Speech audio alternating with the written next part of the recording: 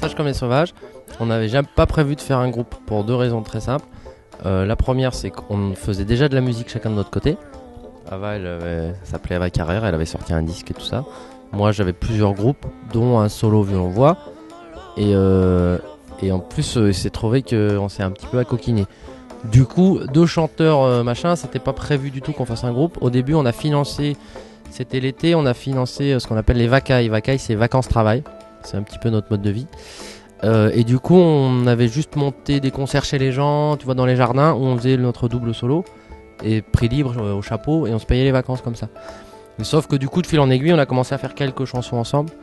Et puis, en fait, on nous a demandé de rejouer sous cette forme-là, et c'est devenu un groupe. Un groupe.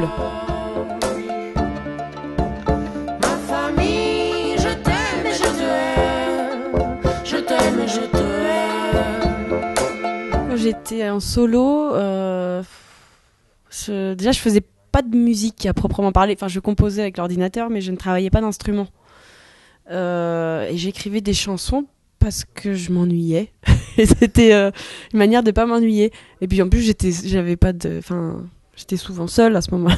C'était aussi mes manières de me venger des hommes de passage. Indélicats, pas tous, mais bon. Beaucoup en ont fait les frais. À Berlin, il y en a qui s'en souviennent. Alors, qu'est-ce qui nous pousse ? Je ne sais pas. Enfin, moi, j'aime bien les thèmes, des sujets. Par exemple, je faisais des chansons, pas mal de chansons politiques.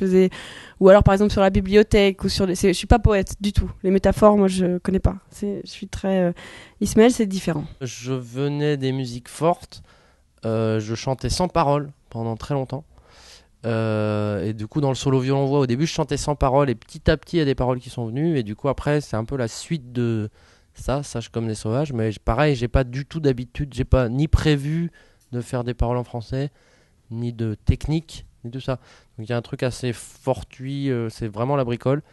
Et après, chanter en français, c'était pour juste ne surtout pas chanter en anglais à la base. Je suis moitié américaine et du coup quand je chantais seule, surtout j'ai commencé à Berlin et là-bas les gens parlaient autant français qu'anglais qu'allemand. Ils s'en foutaient complètement que tu fasses de la chanson ou de la folk, chose qui est très différente dans d'autres endroits. Et du coup j'écrivais indifféremment en anglais et en français et là j'ai complètement arrêté parce qu'on est un pays francophone et que c'est pas du tout comme à Berlin où en fait les gens ici les gens quand même ont beaucoup de mal à comprendre les paroles. Puis c'est bizarre, en fait, au niveau de l'adresse aussi. C'est bizarre de chanter en anglais. Pour nous, c'est aussi une résistance de chanter en français ou en créole.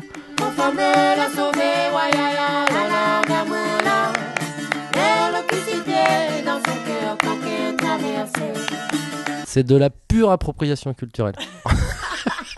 On est là pour voler tout. Et on a trouvé un créneau hyper rentable et on s'est dit, on va faire de la maille avec. C'est notre projet, hein, c'est ça notre projet.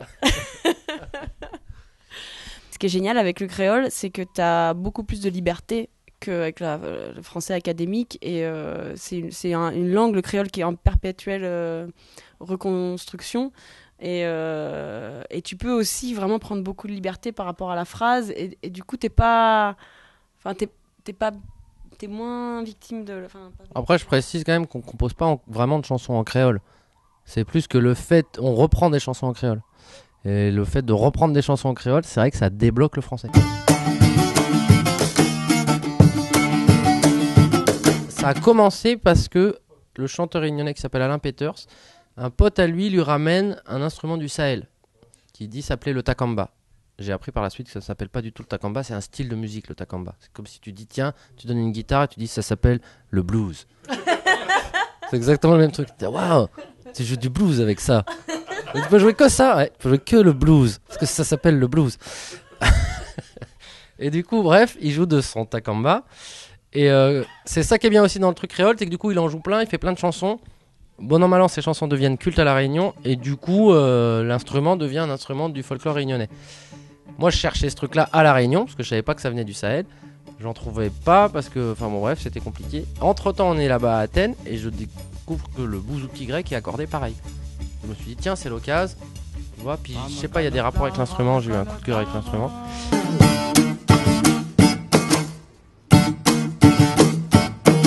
Par rapport à la percussion, en fait, quand on a commencé au tout début, le groupe, Ismaël m'avait dit ouais, tu chanteras mais tu vas faire un instrument, hein, t'as pas le choix. Et il y avait un concert justement de musique rebetiko, un concert de jeunes musiciens grecs et turcs qui jouaient ensemble.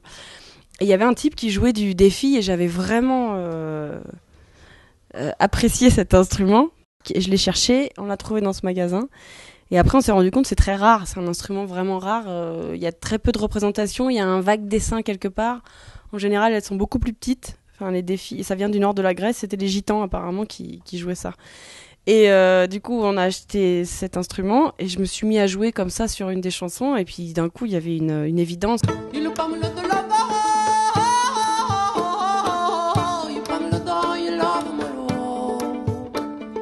Moi, au début, je fais du violon classique. Après, je manque d'arrêter parce que ça me fait trop chier le violon classique quand je suis au début de l'adolescence. Du coup, là, je commence par hasard des groupes de musique bizarre. Et moi, là, ce que j'aimais bien, c'est qu'il y a quand même un côté hyper autodidacte, tu vois, où moi, on sort aussi des trucs partitions. Le style chanson française, il est un peu mal relégué, je dirais. Parce que je pense qu'il s'est coupé du truc folklorique. Enfin, tu vois, du côté autodidacte, du côté bordélique. Et en fait, composer une chanson, ça n'a rien à voir avec le style. Voilà. Et ça a toujours été quand même un truc, moi, qui m'a intéressé. J'ai toujours voulu écrire des chansons, mais je ne savais pas comment le faire puisque je ne savais pas jouer d'instrument. Et à partir d'un sample de contrebasse, j'ai fait ma première chanson, et vraiment sans me poser aucune question. Et puis en plus, là, je m'embarrassais pas d'arrangement ou de machin. L'idée, c'était de pouvoir écrire. Et après, j'ai voulu monter sur scène pour chanter ces trucs, mais j'avais pas de musicien et musicienne. Et je savais pas jouer d'instrument. Du coup, j'ai appelé un copain un jour, j'ai dit attends, j'ai une idée, mais c'est vraiment très con. Je crois que je vais faire des instruments en carton et que je vais jouer sur des playbacks. C'est con, hein. Il m'a dit, oh, c'est con, mais essaye. Et en fait, ça a super bien marché. Et pendant 3 ans, j'ai tourné et c'était très économique. Et j'ai encore des réflexes. Maintenant, quand je marche dans la rue, je vois des cartons par terre.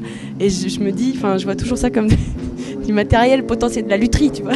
C'est comme si tu tombais sur des archets, tu te dis, oh.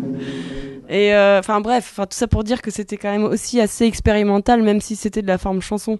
Et par contre, depuis qu'on fait Sage comme des sauvages, c'est vrai que on est dans des créneaux que ni l'un ni l'autre avons.